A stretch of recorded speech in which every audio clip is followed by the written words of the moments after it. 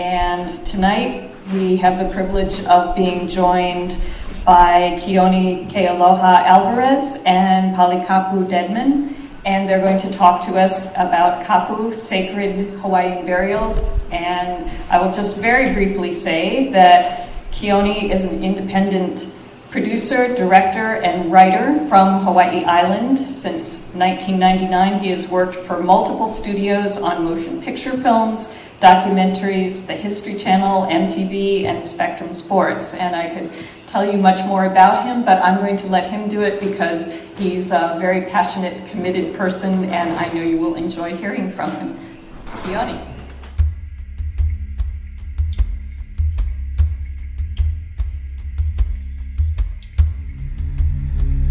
Maluia no gahi oe o mahane ai no me tawa ni leha e ala ua pito ka koutula I me tawa e o ili mai e o makapo ina mea pua po ere ere e funo ina I tu puna e ho o pi kiele ei e malia pla na maeli ke menala au haki lole e ho o mahako ga ko mautu puna I tamlu ei a o pili kiele ei e mo o lai tamakelo no ta ia na nei e tapu ʻElua hei sa e o ha o mautuna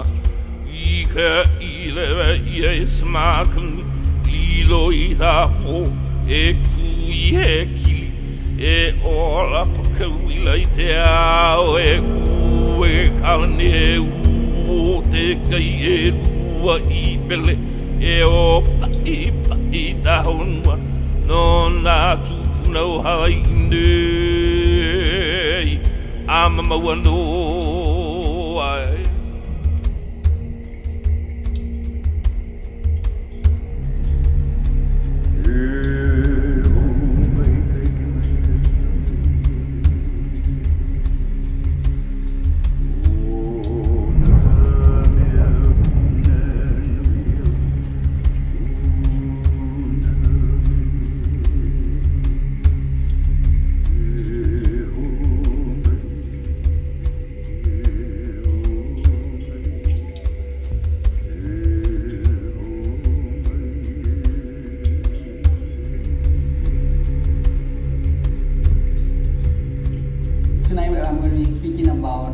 Protection and what's going on in Hawaii with preserving our Hawaiian burial sites.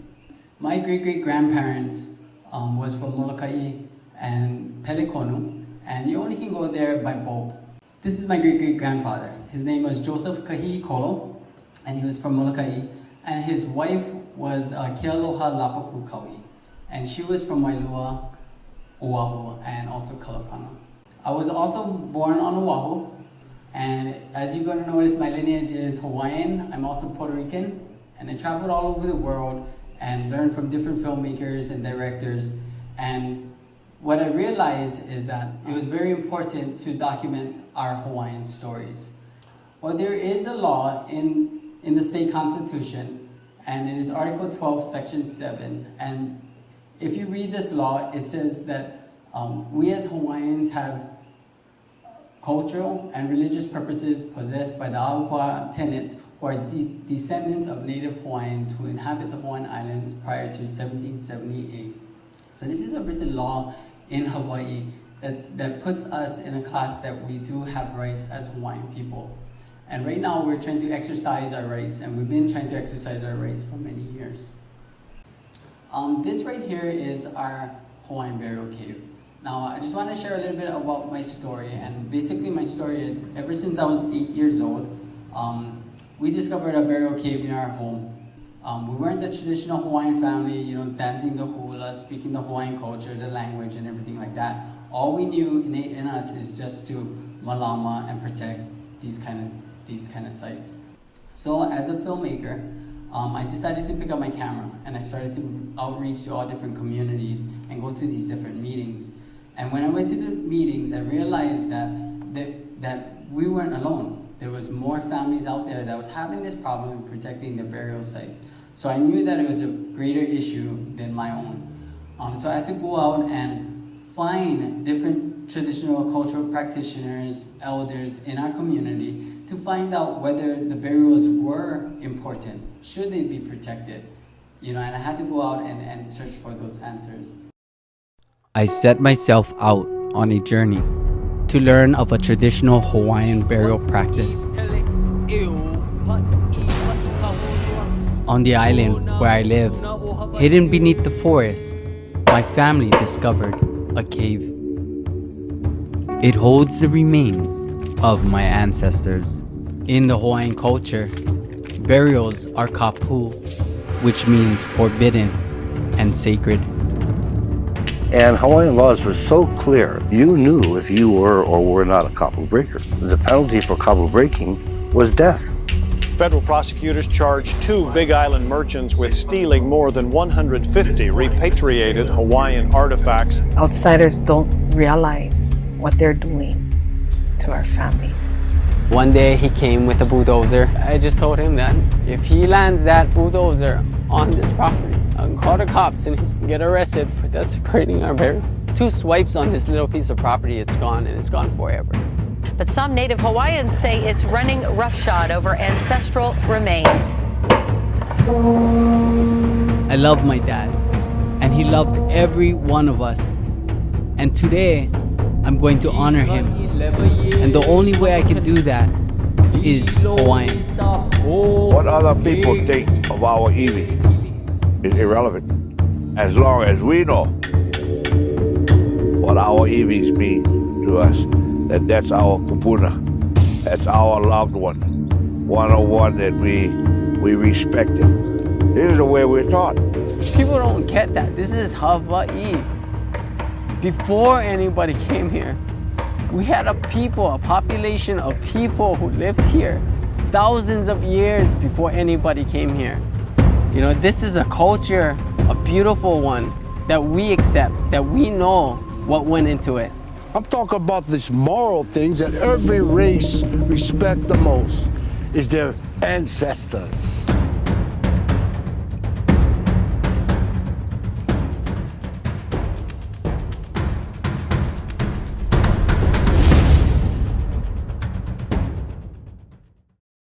It was a huge journey for me to learn about my culture and how important it is to preserve that.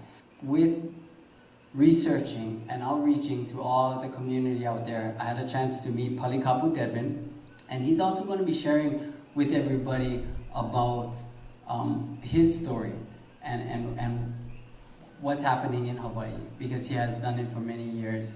And he has been a great mentor to me of sharing his knowledge and helped me to continue this work of protecting our burial sites.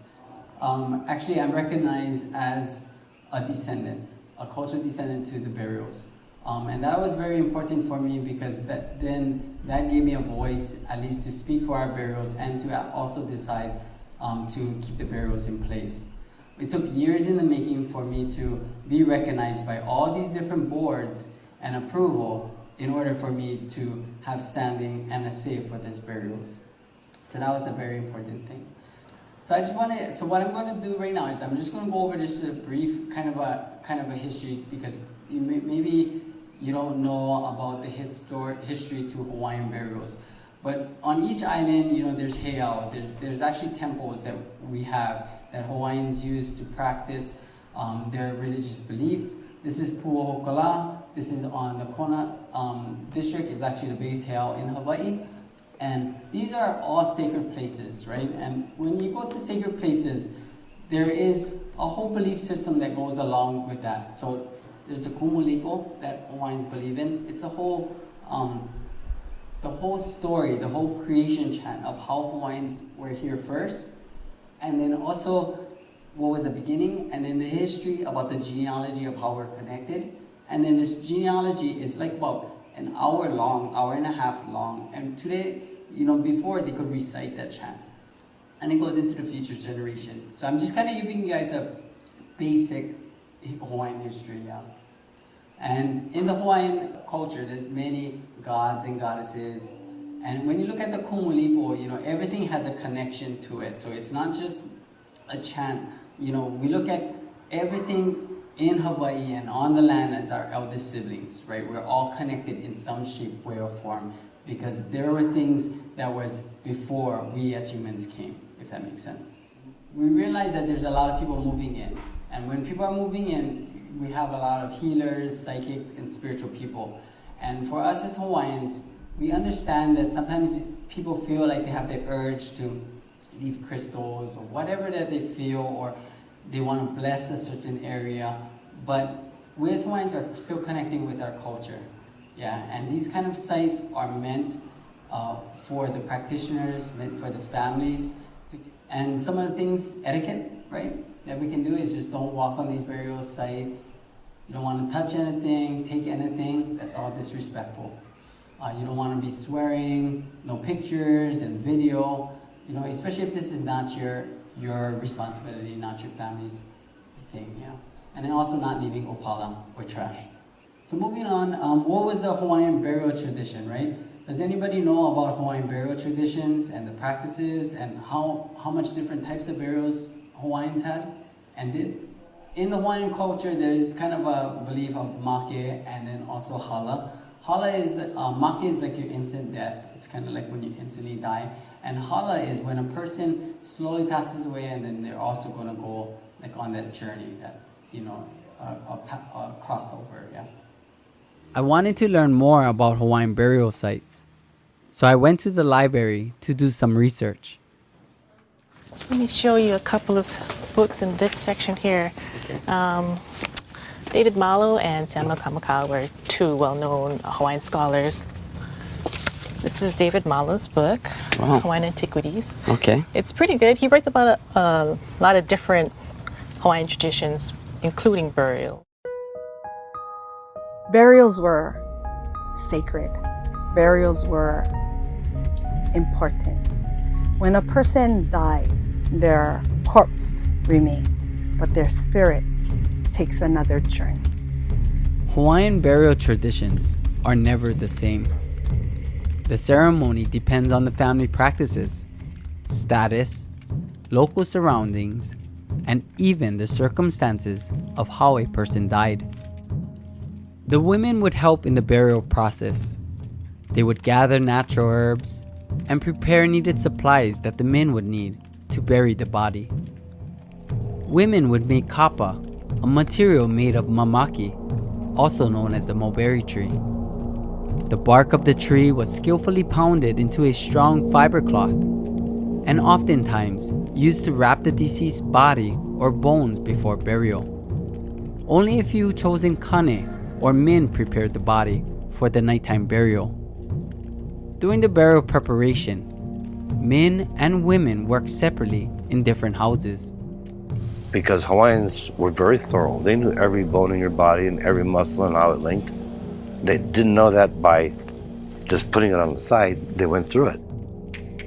Hawaiians used several different burial methods. If the ground was dirt, a pit was dug. But if the ground was solid rock, stones were stacked over the body. Some burials were in lava tubes and in caves or in sand dunes near the ocean. For over 2,000 years, there was a common way Hawaiians have practiced to bury our people. The method they used was to arrange them in a fetal position for its burial. Hawaiians prepared the body by tying a rope to the knee joints and pulling it around the neck until the knees touched the chest. The rounded body was tightly wrapped in kapa cloth, and a round hole was dug to kanu the body, or planted. Like a tree, the body was planted in the earth to be reborn to the spirit world of kane. So in the Hawaiian culture, there's a lot of different beliefs and how they did things. Everything had a reasoning to it and why they did it.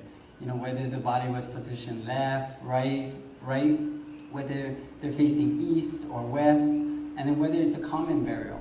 And then you have a li'i burial. You have different statuses of different burials. And sometimes, as we know, in Hawaii, burials are everywhere. The iwi, which in Hawaiians is bones, right, is the most permanent. So they wanted to keep that for themselves and to keep that because the power of the spirit of the person was believed to live within that bones, right? And the uhane, or the spirit. And because of that, the iwi, or the bones, had this tremendous amount of mana, or power. And so whenever anybody tries to take this iwi, we as Hawaiians get kind of upset, or because you're taking part of something that didn't belong to you. You're taking part of that person's spirit away from that burial site. And for us, we're just trying to keep that together, and even with the burial, to keep it how it was meant to be.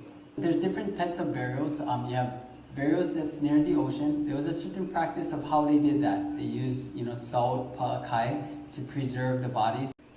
You also have sand burials. Sand burials are, here in Hawaii, on Hawaii Island, we don't have a lot of sand, but you go to other islands such as Maui, you have a lot of sand and sand dunes, which burials are also placed in there. And all that has a practice and a belief to that too.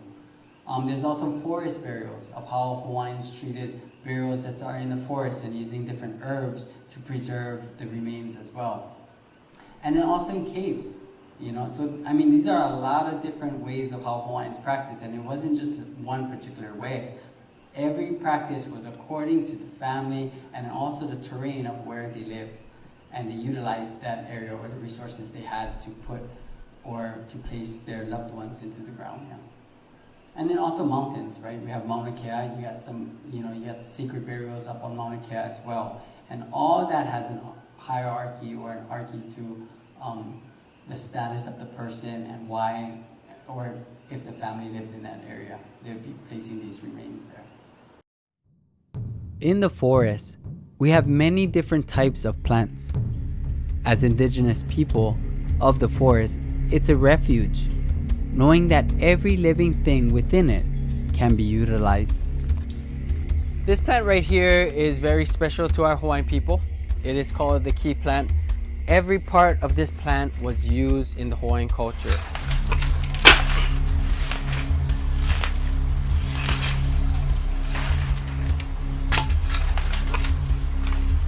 There's another way that Hawaiians use the key plant.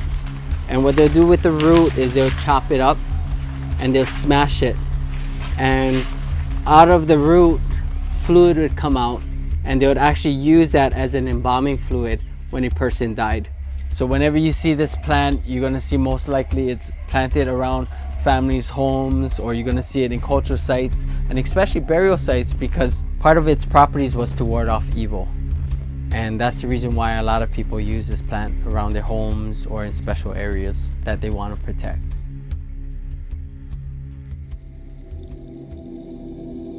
This forest that surrounds the cave is sacred. When I come here, it reminds me of a Hawaiian elder who shared with me an untold story of a burial method his family used in the forest. What my mama said, that this couple loved her so dearly. It was a young girl. She took ill and she died, and they loved her so much. What they did is prepare all these herbs and put it all different areas where they could drain all the liquid out, and they kept her.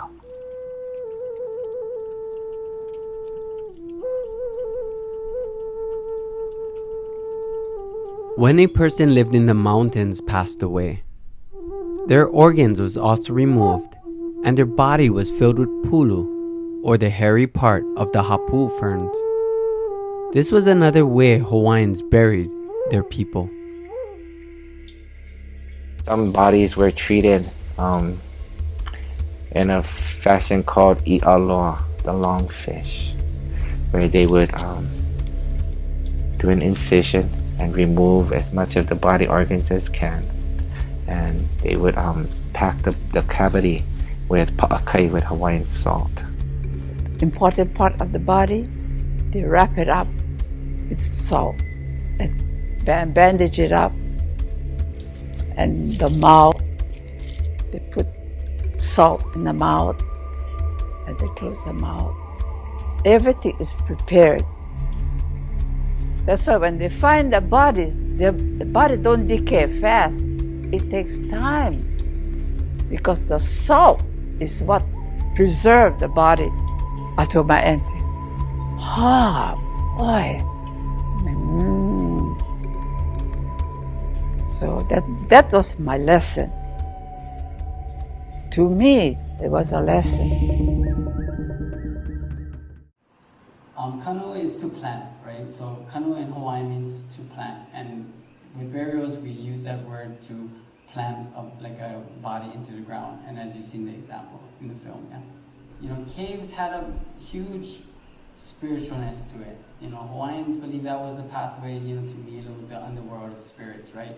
You know, you have wandering spirits, you have homeless spirits that doesn't have anywhere to go. You have amakua, so that's more like the nalani, the kind of more the heavenly kind of spirit realm. So you had all different types. Moipu was a very interesting thing too, because moipu is like funerary objects that goes along with the burial. And the burial, sometimes the spirit actually would live within the moipu because the person used it for themselves.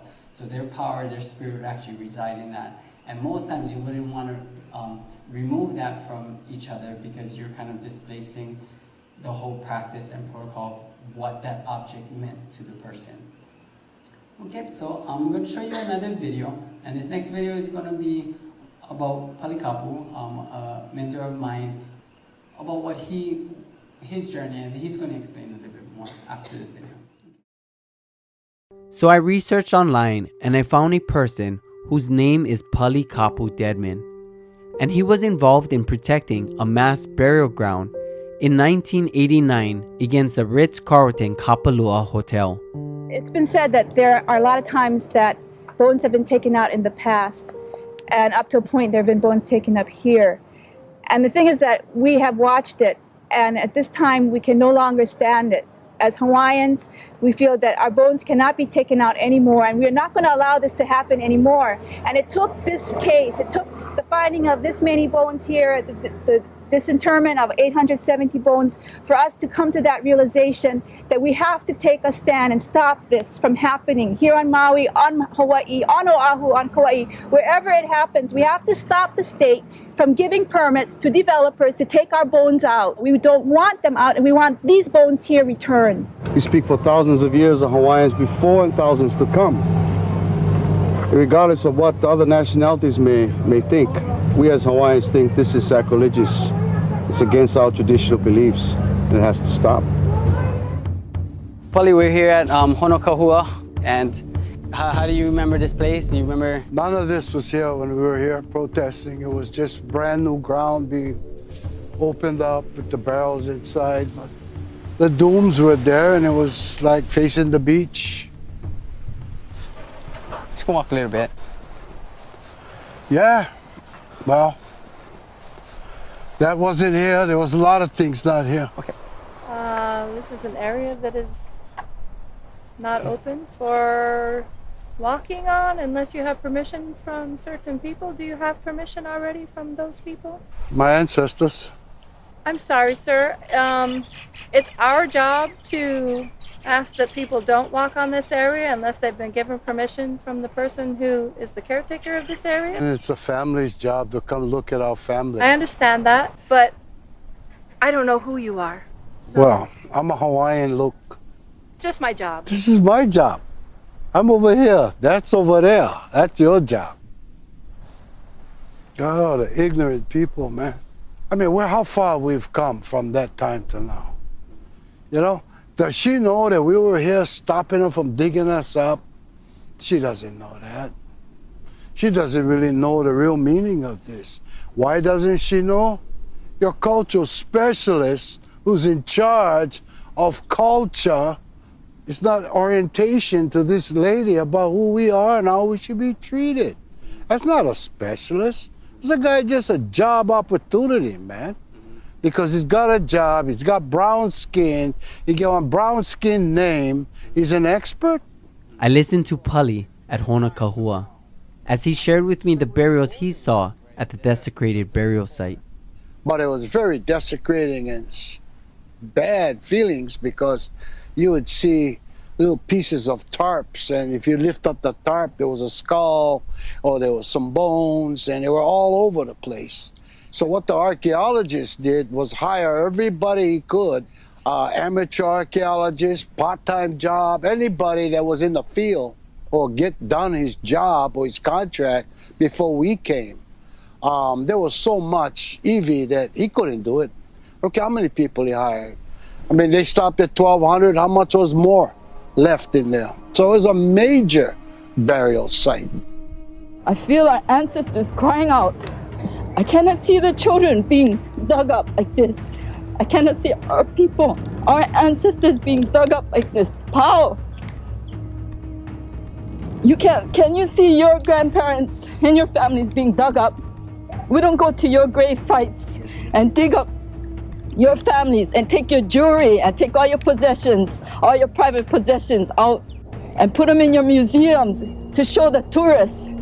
And you know, the burials we're talking about is not Western contact or the church is responsible. No, these were traditional before Western man came around. So there's a different treatment and a different respect for that. It was up to us to deepen ourselves, to dig out the Hawaiianness of what that was, to stop the development and protect them. It had to take the whole moral inside to come out. Well, Hona Kahua, what you just saw, Maui, was the second action that we did, and that first action gave us the energy and the power, the mana to do this action. In around 82, 83, the federal passed a law that was NAGPRA Act, that all the museums had to return all the bones to the tribes or to the Native Hawaiian organizations. So we approached the Bishop Museum. I'm from Kahua, South Point. I approached the museum and requested to see the bones because there were books put out about them digging them up at South Point. So I went and found that out, and I got the bones back, and we brought it back to Kahua without any publicity, noise, 170 bodies, and reinterred them back to where they came from. So without any resistance, I realized that the system was ashamed. That's why they didn't arrest or push any police issues. They just yield to the request because the Fed said that you museums who collect federal funding have to apply or look at the federal laws that was passed, so they had to return them. The state and the county are the other two entities that fall under the same definition as a museum. So they have to return, just like museums do, to the tribes or the Native, the NO, Native Hawaiian Organization, NHOs. So anyway, that was the beginning. And then as part of the Kaolabni movement back in the day, Hona Kahua came up, the Carlton Ridge. So they were digging up about 400 bodies by the time I heard about it. And I was heard about it through some of the members in our group that was working for that digging of the Carlton Ridge under the archaeologists who hired as much people as they could because of the action coming down, he heard, of protests. So he wanted to dig as much as possible to whatever the contract was to get Carlton Ridge to build. So, well, anyway, I heard about that at our meeting and confronted those brothers that were working for the development. And found out that they were on Maui at Hona Kahua, and they were digging up the bodies there. That was a picture of what Mauna Kahua looked like, the sand dunes, with the 1,200 bodies. The bodies mostly were women and children. They weren't the warrior burial area. That was mostly women and children. And you know, we learned through that Hawaiians are not going to put their bodies, if they live all in a village or in a valley, they cannot put it in their yard.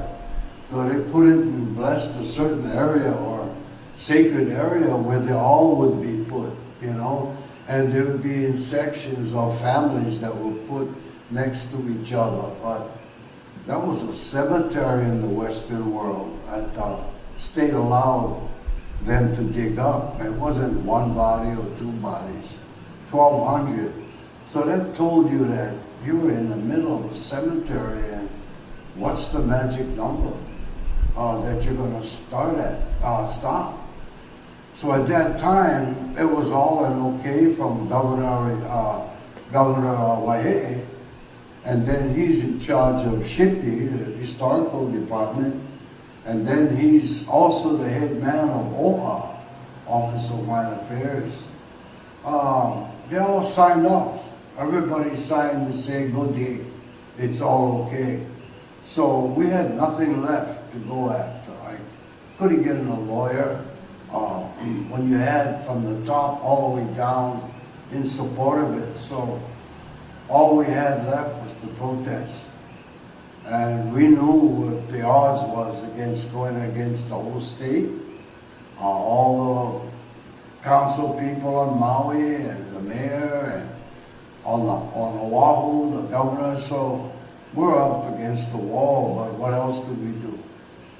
And we gathered and spiritually felt strong that all this iwi that we tried to protect would give us support. And we didn't care about the consequences.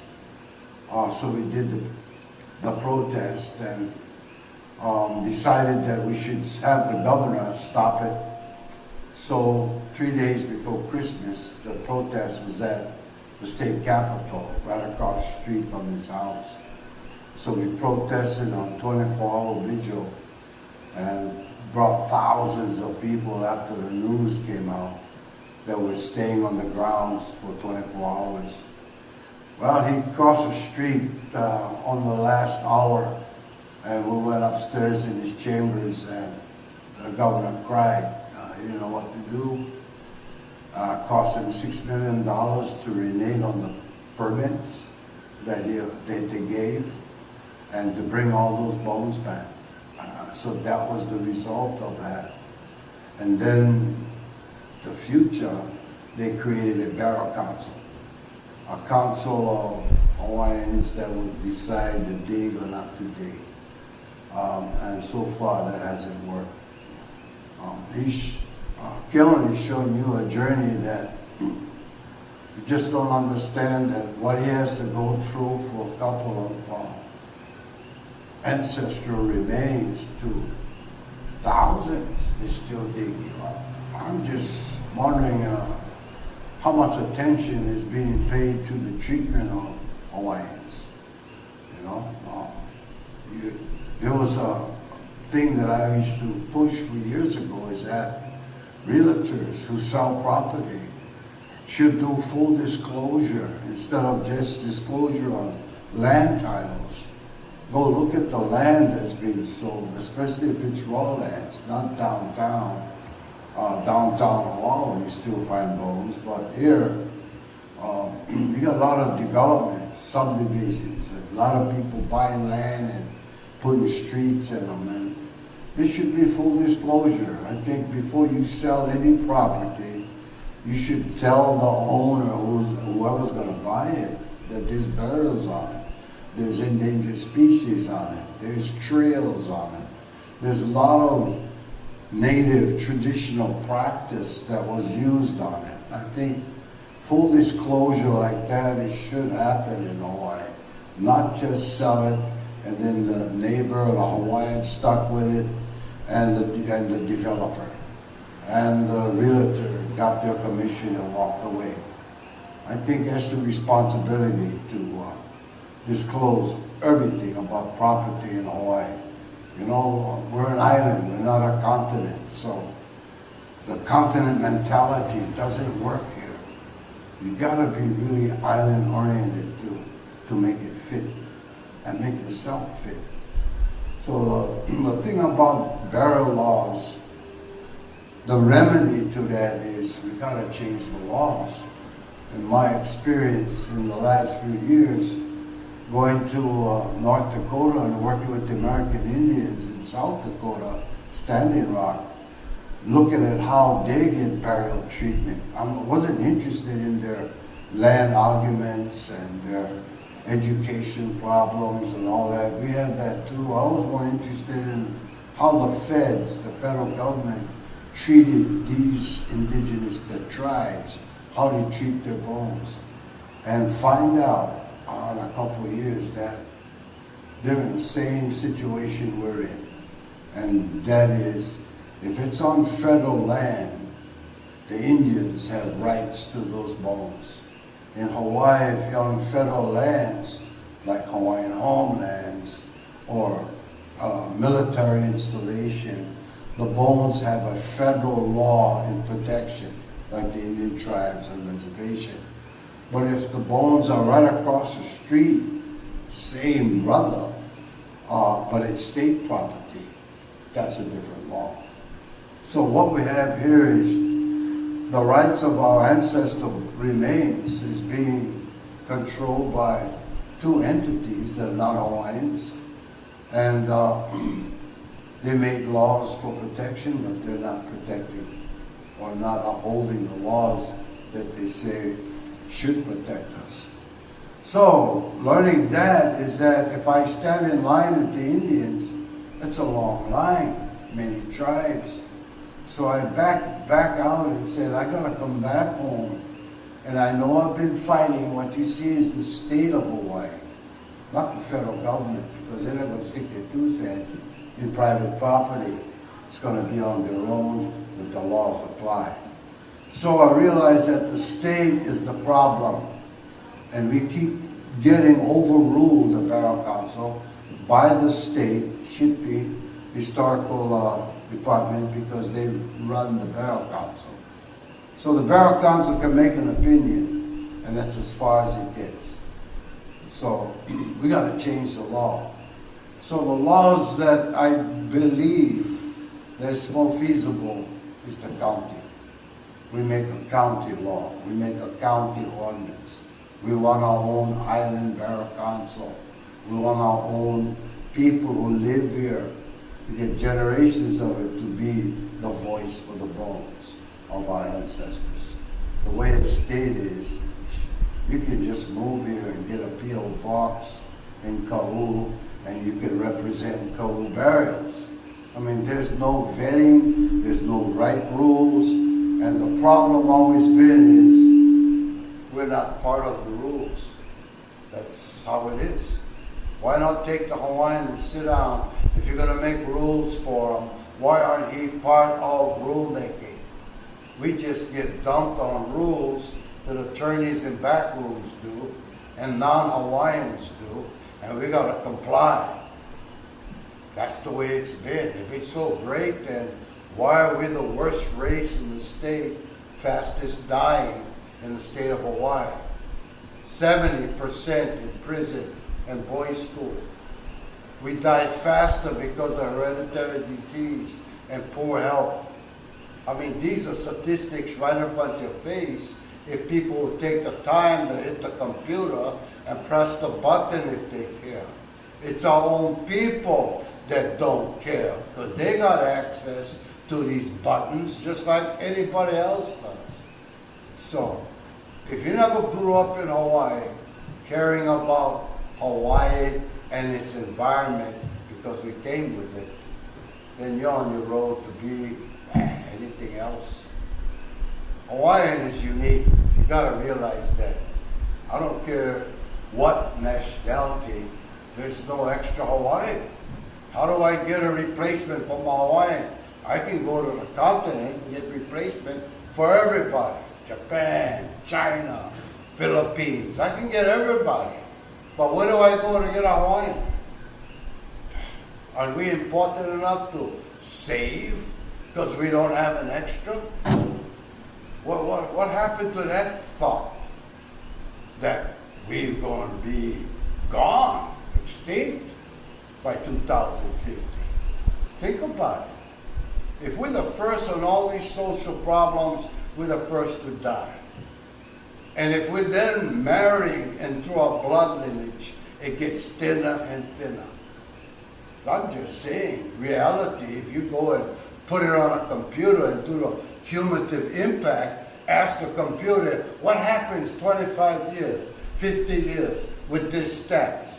You did, you're gone. That's what it'll tell you. But who cares? All I'm here is saying that I give up fighting for the flowers, the fish, the water. You know how much people save the surf, save the birds, save this, save that in Hawaii? You got how many environmental groups? They ever say save Hawaiians? Do they hug Hawaiians instead of trees? What is this? Where we live? We live on one island. You can't think continent and ignore what's there. We came with this environment. Why aren't we embraced and not be on these social statistics of bullshit where we're all going to be eliminated and nobody cares? But if I was a snail, shit, they'll make a law to protect me. They'll give me habitat so I can exist. The mentality, it's sad because us Hawaiians go to the same schools to get conditioned to about the Western world and forget about ourselves. You can always think about yourself. The world will be okay. There'll be enough Americans. There's 300 million. There'll probably be 400 million. There'll be enough of them to take care of that part of it. But it's sore when you really hear the truth about what I'm saying. Hey, money ain't the game. If there ain't no Hawaiians, whoever you are as one, you better be proud to be that little thing left.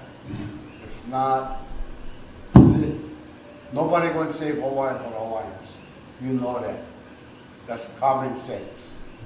If we're losing so much of our environment, especially treating our ancestors, just think, Hawaiian study program, hula dances at the Marimana, all your entertainers in the hotel, all these Hawaiians, where they would learn that from? But not from the tutu in the ground that they like protect. You carrying on something that they taught you. That's your library. That's your roots. Why is it so hard for you not to protect that? I didn't tell nobody to go home. All I said, no touch the bones. I didn't tell a hotel, don't build there. Just move your wing or move that building. You can stick around. But why are you touching that ancestor? And why does the system allow it to happen? And why does the doctors and professors at University of Hawaii, Manoa and Hilo, not talking about the importance of that? They're planting seeds in our kids. And plant good seeds. The easiest thing for me to be is one American. Gosh, that's duck soup. Try to be one Hawaiian. Good luck. I'm just saying that if a bird don't change its song in its lifetime, why should I? I just should be what I am and sound like I'm supposed to sound. So that's all the drive after about, I would say, 40 years of doing activism and being circled a little bit more about being more direct, understanding the problem and not being around bushes, and just got to take it the way it is. That's the way it is. If I'm wrong, show me. Show me what a Hawaiian's doing so great. Unless he's singing in a hotel or cutting an album. Hawaii is just full of Hawaiian entertainers. They're not really stuck to the Aina anymore. We come from Big Island. I'm still stuck to the island. I'm not from downtown Mililani. That guy's no more any place to get stuck to or. But don't push that on me out here in the country. I am what I am out here. And if we're still living next and connected to, wow, be proud. Because you can see what happened on the wall about being connected to. Now, if you like make something noise in Hawaii, in Honolulu as a Hawaiian, it's got to commit a crime, you get a front page. Try to save something. No way you get front page. But try to do something wrong. Well, I can go on for days and been doing this for a long time, so I turn over every stone. I try to get a point where there's no comeback. You can't argue it. You just gotta eat it. And that's how I feel it has to be. Because that's what I was treated like. You just gotta eat it. Well, I got choked up or not eating it no more. And I'm just telling everybody the flavor of what I'm forced to eat. So appreciate the opportunity, appreciate young Hawaiians that still feel strong about being one. Thank you so much. So because we're on time, so I just wanted to say mahalo nui for everybody to come out and just kind of hear what we have to share. I will be doing some showings with my whole entire film, so you can come and see the whole project of what I was working on for so many years. But I just wanted to take the time out to thank my mom for coming out, for our guests who came out, Palikapu. I also want to thank East Hawaii Cultural Center for allowing me the opportunity to share about our Hawaiian traditions and our culture, and it is very important. So mahalo nui for everybody coming out this evening.